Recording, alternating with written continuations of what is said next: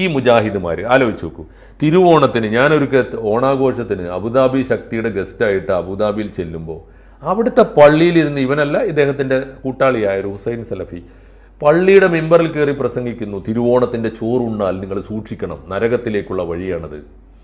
ഞാൻ പഠിപ്പിക്കുന്ന കാലത്തൊക്കെ എൻ്റെ സ്കൂളിലെ കുട്ടികൾ ഗുരുവിനോടുള്ള ബഹുമാനം കൊണ്ട് മിക്കവാറും എല്ലാ ദിവസവും ഈ ശബരിമല സീസൺ വന്നാൽ ഈ അരവണ പായസം കൊണ്ടുവരും.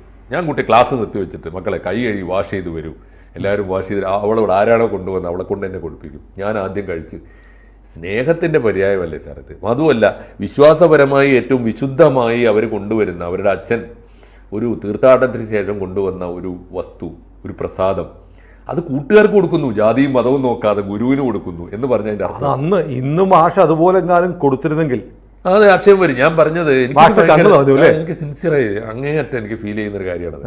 അപ്പം ഞാൻ പറഞ്ഞ കാര്യം ഇതൊക്കെ ആരാണ് ഇതിങ്ങനെ ആക്കി തീർത്തത്? എങ്ങനെ നടന്നൊരു നാടാണ് എൻ്റെ അയൽ വീട്ടിലെ ചിന്നുമ്മടുത്തിയുടെ ഓണം ഉണ്ടാതെ എനിക്ക് ജീവിതം സഫലമാവില്ല. എനിക്ക് മാത്രമല്ല, എത്രയോ മനുഷ്യർക്ക്. അപ്പോൾ അങ്ങനെ ഒരു ഇന്ത്യയാണ് കൊണ്ടുപോയിട്ട് ഇങ്ങനെയൊക്കെ ആക്കി തീർത്തത്.